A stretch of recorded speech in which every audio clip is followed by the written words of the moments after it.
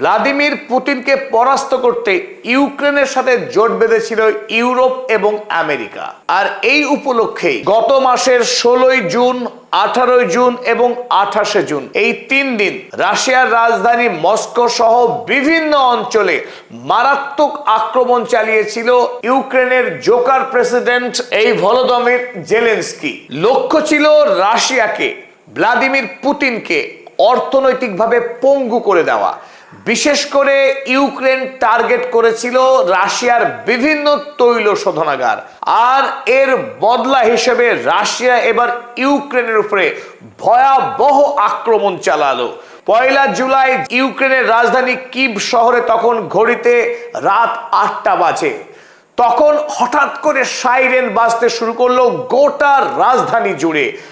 আর এই রাত্রি 8টা থেকে শুরু করে 2 তারিখের বেলা সকাল 7টা পর্যন্ত 11 ঘন্টা ধরে রাশিয়া থেকে একের পর এক মিসাইল আর ড্রোন আছড়ে পড়তে শুরু করলো রাজধানী কিভ সহ ইউক্রেনের বিভিন্ন প্রান্তে, যাতে রাশিয়া 496টি ড্রোন এবং 74টি মিসাইল ব্যবহার করেছিল। ইতিপূর্বে কোনোদিনও ইউক্রেন এত বড় আক্রমণের সম্মুখীন হয়নি। আর এই আক্রমণে ইতিমধ্যে যতটা খবর পাওয়া গেছে 18 জন ইউক্রেনের মানুষ মারা গিয়েছেন এবং 90-এরও অধিক মানুষ আহত হয়েছেন। কেবলমাত্র কিভ শহরেই 19টিরও অধিক জায়গায় আক্রমণ করা হয়েছে। তাছাড়া গোটা দেশে 33টি জায়গায় আক্রমণ করেছে রাশিয়া। ইউক্রেনের পক্ষে জানানো হয়েছে ইউক্রেনে যে প্যাট্রিয়ট এয়ার ডিফেন্স সিস্টেম রয়েছে সেই এয়ার ডিফেন্স সিস্টেমের মাধ্যমে অধিকাংশ ড্রোন এবং মিসাইলকে তারা আকাশেই ধ্বংস করতে সক্ষম হয়েছে। তবে অনেকগুলো ড্রোন এবং মিসাইল এই আকাশ প্রতিরক্ষা ব্যবস্থাকে ফাঁকি দিয়ে বিভিন্ন গন্তব্যে আক্রমণ হেনেছে। ফলে কিভ শহর একরকম ধ্বংসস্তূপে পরিণত হয়েছে। শহরের বিভিন্ন প্রান্তে সারা রাত ব্যাপী আগুনের ভয়াবহ হলকা দেখা গেছে। এমনকি সকাল বেলাতে যে আক্রমণগুলি হয়েছিল সেই আক্রমণের বিশাল ধোঁয়ার কুণ্ডলী দেখা গেছে আকাশে উঠতে। বড়সড় পারমাণবিক বিস্ফোরণ হলে যে মাত্রায় ধোঁয়া দেখা যায় সেই রকমই ভয়াবহ ধোঁয়া সৃষ্টি হয়েছে কিভ শহরের বিভিন্ন প্রান্তে। রাশিয়াকে অত সহজে কাবু করা যাবে না সেই বার্তা দিতে চেয়েছে ভ্লাদিমির পুতিন। একদিকে জেলেনস্কি চেয়েছিল পুতিনকে আলোচনার টেবিলে টেনে আনতে, তাই জুন মাসে একটার পর একটা আক্রমণ করে রাশিয়ার উপরে মারাত্মক চাপ সৃষ্টি করতে চেয়েছিল। আর এরই বদলা হিসেবে ভ্লাদিমির পুতিন এবার পাল্টা আক্রমণ করে দেখিয়ে দিল যে পুতিনের উপরে চাপ সৃষ্টি করা জেলেনস্কির কাজ নয়। তাতে জেলেনস্কির সঙ্গে ইউরোপ মহাদেশের একাধিক রাষ্ট্র এবং আমেরিকা যুক্তরাষ্ট্র বিপুল পরিমাণে টাকা এবং অর্থ দিয়ে সাহায্য করলেও তারা সবাই মিলে রাশিয়াকে হারাতে পারবে না। ইতিমধ্যে রাশিয়া ইউক্রেনের 20% অঞ্চল তারা নিজেদের দখলে নিয়েছে। ক্রিমিয়া অঞ্চল তো 2014 সালেই নিজেদের দখলে নিয়েছে রাশিয়া। এখন বর্তমানে ডনবাস অঞ্চল, বিশেষ করে লুহান্স, ডোনেটস এবং জাফরোজিয়ার গোটা অঞ্চল এবং খারকিভের বেশ কিছু অঞ্চল দখলে নিয়েছে রাশিয়া। চলুন দেখে নিই কিছু সংবাদের শিরোনাম।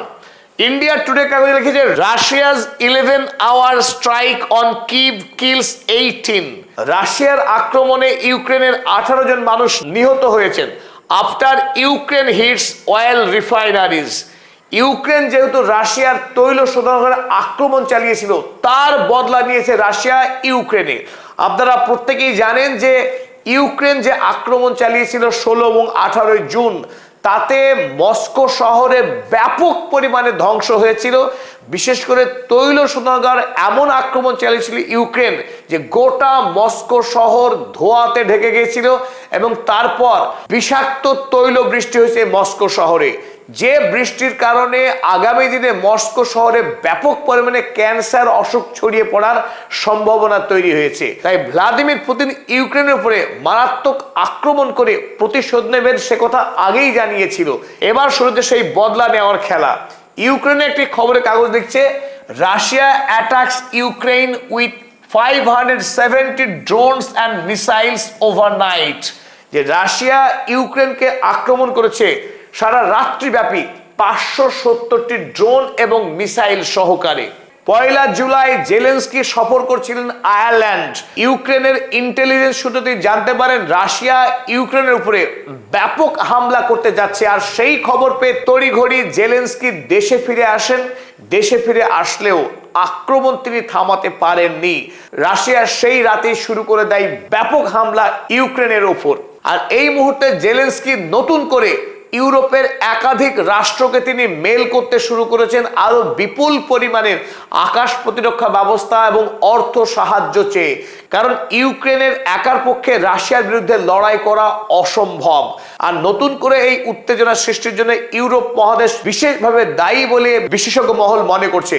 কারণ গত মাসে প্যারিসে যে G7 বৈঠক হয়েছে, সেই বৈঠকে জেলেনস্কি খোদ উপস্থিত ছিলেন এবং সেই বৈঠকে ইইউ সিদ্ধান্ত নিয়েছে যে আগামী দিনে অর্থাৎ খুব অল্প সময়ের মধ্যেই ইউক্রেনকে ইউরোপীয় ইউনিয়নের সদস্য করে নেওয়া হবে। আর এতেই রাশিয়ার রাষ্ট্রপতি ভ্লাদিমির পুতিন আরো বেশি রুষ্ট হয়েছে ইউক্রেনের উপর। কারণ 2022 সালে ইউক্রেন রাশিয়ার যে যুদ্ধ, সেই যুদ্ধের সূত্রপাতই ছিল ইউক্রেন নেটোর সদস্যপদ নেবে কিনা। যদি ইউক্রেন নেটোর সদস্য হয় তাহলে রাশিয়া কিন্তু চরম শাস্তি দেবে ইউক্রেনকে। কারণ ইউক্রেন কোনোদিন নেটোর সদস্য হতে পারবে না, এই দাবি জানিয়ে আসছিল বরাবর রাশিয়া। তবে ইউক্রেন রাশিয়ার সকল সতর্কবার্তাকে উড়িয়ে দিয়ে নতুন করে ইউরোপীয় ইউনিয়নের সঙ্গে সদস্য হওয়ার জন্য উঠে পড়ে লাগে। আপনারা দেখুন যে টাইম ম্যাগাজিন তারা খবর করেছিল 16 June Ukraine is a step closer to joining the ইউরোপীয় ইউনিয়ন। আর 16 তারিখের রাতেই ইউক্রেন শুরু করে দেয় রাশিয়ার উপরে হামলা। Ukraine sets major oil refinery ablaze in largest ever drone attack on Moscow. মস্কোর উপরে ভয়ঙ্কর আক্রমণ চালিয়েছিল ইউক্রেন এবং তারপর জেলেনস্কি নিজেকে বিজয়ী ঘোষণা করে দিয়েছিল সারা পৃথিবীতে যে ইউক্রেনের মতো রাষ্ট্র রাশিয়াকে যুদ্ধে পরাস্ত করেছে। কিন্তু সেই জয়ের আনন্দ ক্ষণস্থায়ী। পয়লা জুলাই রাত 8টা থেকে 2রা জুলাই সকাল 7টা পর্যন্ত রাশিয়া ইউক্রেনের উপরে এই ভয়ঙ্কর আক্রমণ চালিয়ে দেখিয়ে দিল আসলে ইউরোপ বা আমেরিকা ইউক্রেনের সঙ্গে যেই থাকুক না কেন রাশিয়াকে পরাস্ত করা বা হার মানানো সোজা কাজ নয়।